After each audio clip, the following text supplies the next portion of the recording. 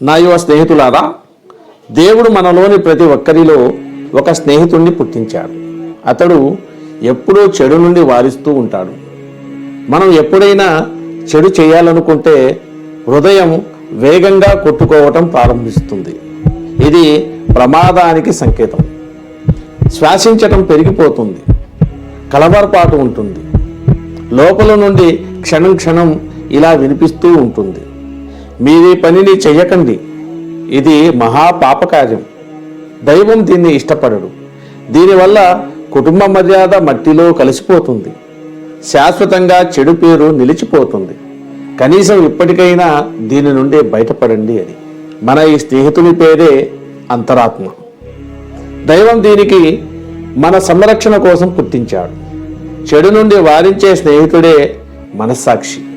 కానీ స్నేహితులారా, విషయం ఇక్కడితో సమసిపోలేదు. మంచి స్నేహితుడు అంటే అంతరాత్మతో పాటు ఒక చెడు స్నేహితుడు కూడా మనలో దాగి ఉన్నాడు. అతడు మనిషిని ఎప్పుడూ చెడు వైపే ప్రేరేపిస్తూ ఉంటాడు. చెడు ఆలోచనలను మనస్సులో పోగు చేస్తాడు. హృదయాన్ని హత్తుకునే చిత్రాలు, ఉపాయాలను తెలుపుతాడు. అతడు మాటి మాటికి ఇలా అంటాడు, మీరెందుకు భయపడుతున్నారు? ఈ పనిని త్వరగా చెయ్యివేయండి, దీని మాధుర్యాన్ని జుర్రుకోండి, ఏదైనా జరిగితే తర్వాత చూద్దాం, ప్రాణం మీదికి వస్తే ఏదో ఒక అబద్ధం చెప్పి పక్కకు తప్పుకోవచ్చు, అంది వచ్చిన ఈ అవకాశాన్ని జార విడవకండి అని. ఈ చెడు స్నేహితుని పేరే మనస్సు. మనం ఏదైనా పని చేయదలిచినప్పుడు మనస్సుకు అంతరాత్మకు మధ్య ఘర్షణ జరుగుతూ ఉంటుంది. ఇవి రెండు తమ తమ మాటలను నెగ్గించుకోవటానికి మనిషిని బలవంతం చేస్తాయి. చివరికి ఎవరో ఒకరి మాటను స్వీకరిస్తాం. ఉదాహరణకు, ఎప్పుడైనా మామిడి తోట వెంట వెళుతూ ఉంటే మామిడి పండ్లు మనల్ని నోరూరిస్తూ ఉంటాయి. అక్కడ కాపలాదారుడు ఎవడూ లేకుండా, మనల్ని చూసేవాడు ఎవరూ లేకపోతే మన మనసు ఇలా అంటుంది, అన్నా ఏమి పండ్లు బాగా మాగి ఉన్నాయి, త్వరగా వెళ్ళి వాటిని కోసుకో. అయితే అంతరాత్మ వెంటనే అడ్డు వచ్చి, అన్నా నీవు ఈ పనిని చెయ్యవద్దు, ఇలా చెయ్యటం దొంగతనం అవుతుంది, పాపం అవుతుంది, దానికి శిక్ష అనుభవించవలసి వస్తుంది. తరువాత మనసు ఇలా అంటుంది, అయ్యో అమాయకుడా, ఇక్కడ నిన్ను ఎవరు చూస్తున్నారు? అయినా నీవెందుకు ఇంత అధైర్యంగా ఉన్నావు? మామిడి పండ్లు కోసుకొని దూరంగా వెళ్ళిపో, నిన్ను ఎవరు పట్టుకుంటారో నేను చూస్తా. కానీ అంతరాత్మ మనిషిని ఆ చెడు పని నుండి ఆపటానికి శత విధాలా ప్రయత్నం చేస్తుంది. ఇంకా మనిషిని నచ్చజెప్తుంది, చూడు, నీవు తోటమాలి నుండి బయటపడినా దైవాన్ని కాదని ఎలా బయటపడగలవు?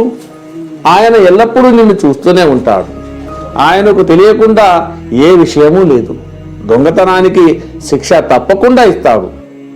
మీరు చేసిన దొంగతనం సీడీ తయారవుతుంది. ప్రళయ దినాన దాన్ని దైవం ముందుంచటం జరుగుతుంది. మీ ప్రతి అవయవం కూడా మీకు వ్యతిరేకంగా సాక్ష్యం ఇస్తుంది. అప్పుడు మీరేం చేయగలరు? కాస్త ఆలోచించండి. మామిడి పండు మాధుర్యం కాసేపు మాత్రమే. పర్యవసానంగా లభించే శిక్ష, చెడు పేరు చాలా ఎక్కువ. కాసేపటి మాధుర్యం అనుభూతి కోసం ఎందుకు అంత మూర్ఖంగా వ్యవహరిస్తారు? మీరు ఎవరో ఒకరి మాటను స్వీకరించే వరకు మనసు అంతరాత్మ మధ్య ఘర్షణ జరుగుతూనే ఉంటుంది. మీరు అంతరాత్మ మాటను స్వీకరిస్తే ఇహపరాల సాఫల్యం మీ పాదాల చెంత ఉంటుంది. కానీ మనసు వెంట వెళితే మీ ఇహపరాలు సర్వనాశనమైపోతాయి. బుద్ధి జ్ఞానాలు ఉన్న ఏ మనిషి దీనిని ఇష్టపడడు. బాగా వినండి. మీరు ఏ స్నేహితుని మాటను ఎక్కువసార్లు వింటూ వెళతారో అతని శక్తి పెరిగిపోతుంది. రాను రాను అతనే మీపై పెత్తనం చెలాయిస్తూ తానే అధిపతి అయిపోతాడు.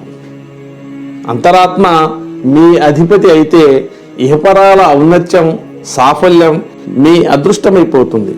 అలా కాక చెడు వైపు ప్రేరేపించే మనస్సు అధిపతి అయితే ఇటు ఇహలోకం అటు పరలోకం రెండింటిలోనూ పరాభవాన్ని చూడవలసి ఉంటుంది. ఇక మీరు అంతరాత్మ మాటను వింటారో లేక మనస్సు మాటను స్వీకరిస్తారో అది మీ ఇష్టం. జాగ్రత్తగా ఆలోచించి ఒక మంచి నిర్ణయం తీసుకోండి. మీకోసం ఒక అమూల్యమైన సలహా ఏమిటంటే, మీరు ఎల్లప్పుడూ అంతరాత్మ మాటని స్వీకరించండి. పొరపాటున కూడా చెడు వైపుకు లాగే మనస్సు మాట వినకండి. ఒకవేళ అనుకోకుండా ఏదైనా తప్పు జరిగితే వెంటనే పశ్చాత్తాపం చెంది వాస్తవాన్ని గ్రహించండి. దానిపైనే స్థిరంగా నిలబడండి. మనస్సాక్షిని ఎల్లప్పుడూ అనుసరిస్తూ ఉండండి.